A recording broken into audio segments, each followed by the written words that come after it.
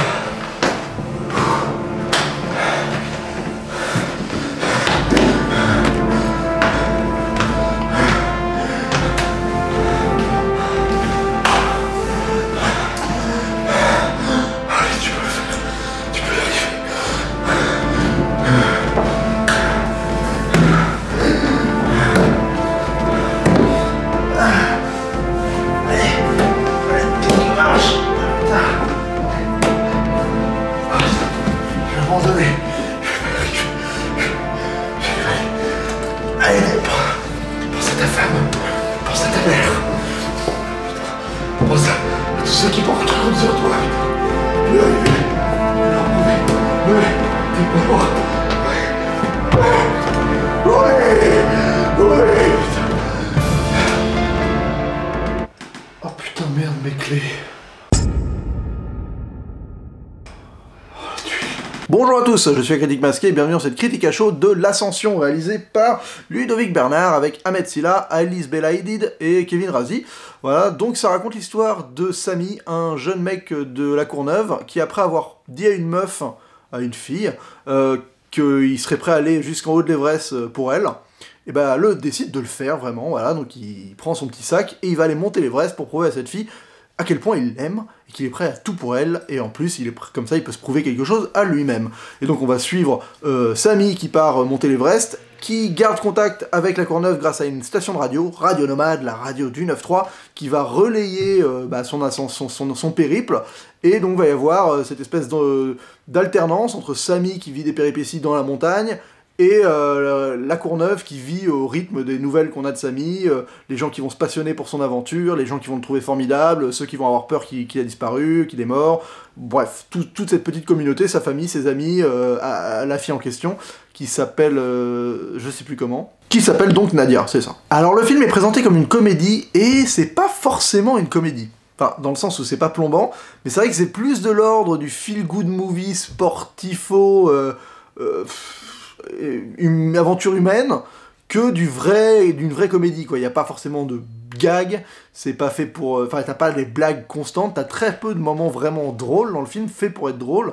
L'humour fonctionne principalement grâce à Ahmed Silla, mais c'est plus un humour basé sur une forme de tendresse qu'un vrai humour où on a une volonté de faire rire. Donc c'est un parti pris, enfin c'est juste qu'il faut pas que le film soit marketé comme étant un film hilarant, c'est pas du tout le but, c'est pas un défaut pour autant. Alors le film, pour moi, souffre d'un gros défaut, qui est le défaut principal du film, c'est que c'est adapté d'une histoire vraie, mais qu'ils ont romancé plus ou moins.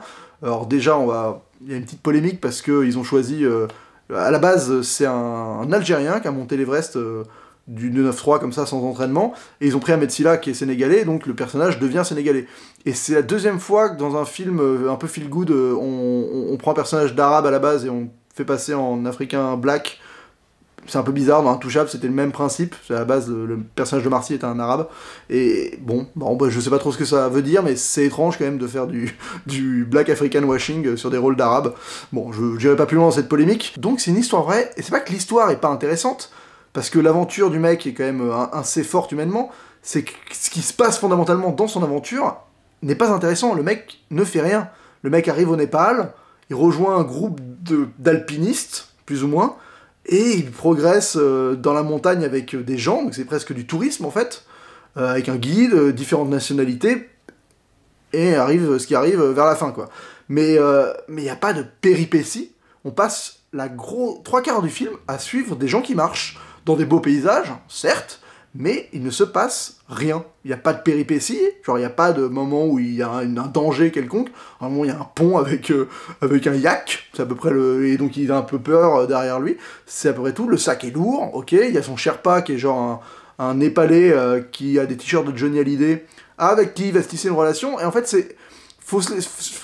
film, je pense que pour l'apprécier, faut vraiment se laisser faire, quoi. Faut se dire, ok, Acceptons tout ça, faut pas y aller avec un peu de scepticisme, parce que tu peux direct le trouver, mais pourri, je pense. Tu peux direct le trouver pathos, mielleux, avoir de la gêne dans plein de situations, parce que ça joue sur des espèces de tissage de liens entre des gens, de manière un peu... Voilà, ça joue dans de la tendresse, et si tu passes à... Enfin, si t'es pas réceptif à ça, je pense que tu peux détester le film.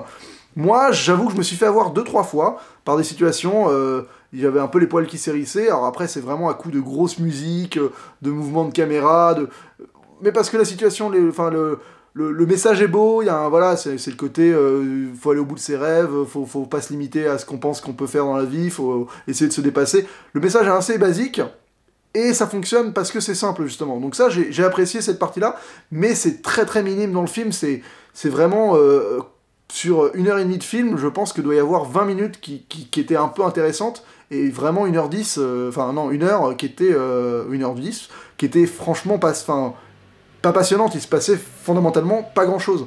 Alors je trouve aussi que le personnage de Samy, qui est donc joué par Ahmed Silla, au début tu sens que c'est un mec un peu réservé, genre il a radio, il fait pas de vannes, et au fur et à mesure du film, il devient de plus en plus Ahmed Silla, en fait. C'est assez surprenant de voir comment, au fur et à mesure du film, il devient le personnage d'Ahmed Silla, qui essaie de faire des blagues, qui essaie d'être drôle, qui a de la répartie, enfin... Alors qu'au début du film, il n'est pas du tout ce personnage-là. Et je trouvais que l'évolution, alors elle fonctionne parce que le mec s'épanouit, donc pourquoi pas. Il apprend à sortir un peu de sa zone de confort, et donc à faire des blagues, tout ça. Il y a des personnages secondaires qui fonctionnent pas trop mal. Je trouve que le guide de haute montagne est plutôt... La relation est minimaliste entre les deux, mais... au final, elle fonctionne, elle m'a plutôt plu. Il y a un moment, il fait un speech en français devant 8 nationalités différentes. Je sais absolument pas pourquoi il le fait en français, pourquoi il le fait pas en anglais à ce moment-là, j'ai trouvé ça étrange. Au final, la partie qui m'a le plus intéressé, c'est toute la partie qui se passe en France, en fait. Et c'est la manière dont les gens réagissent au périple de Samy dans le film. La radio, alors c'est un peu sûr, genre, tu sens que l'effet, ils essaient de faire en sorte que ça devienne le buzz du moment. Genre, toute la ville vit que à travers ça, donc bah, fatalement, vu que c'est que les moments qu'on voit, bah, ils ne parlent que de ça, mais c'est vrai que c'est limite un poil trop, mais honnêtement, c'est les moments qui m'ont le plus intéressé. Il y a des moments qui m'ont vraiment touché, quand à un moment Samy est au téléphone et parle de et balance une citation de son père, et on est sur son père qui écoute en même temps, et qui est touché, enfin...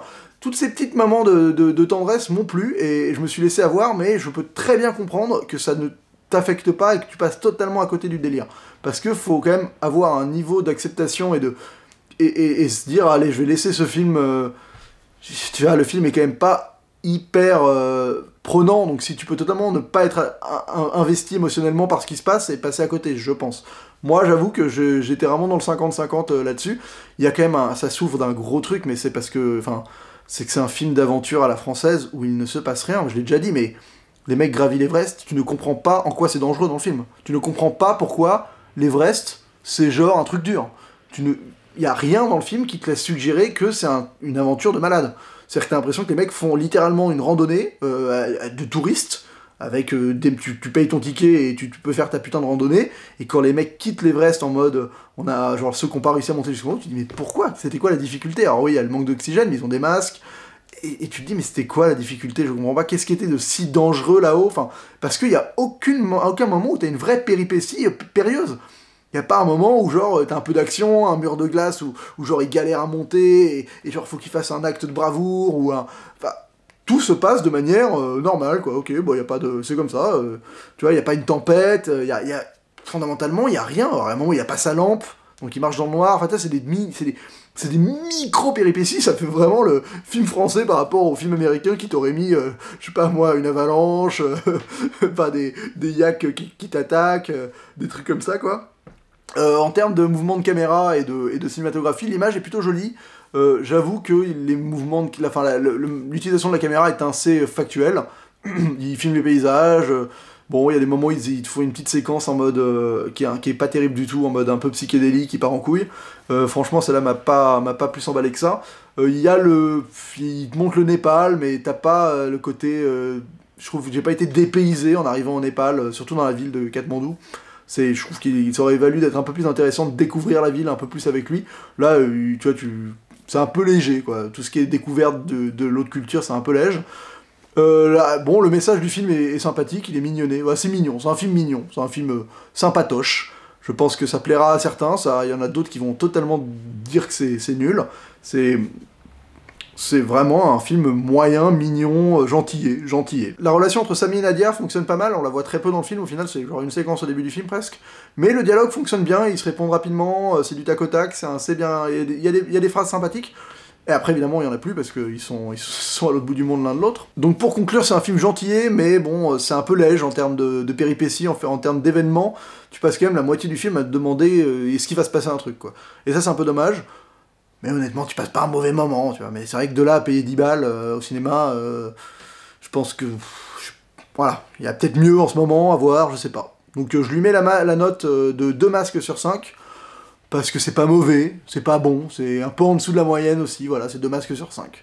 Bah écoutez, c'est tout pour cette vidéo, n'hésitez pas à vous abonner, à pouce rouge, pouce bleu, pouce vert, Twitter, Facebook, Instagram, LinkedIn, je sais plus quoi d'autre.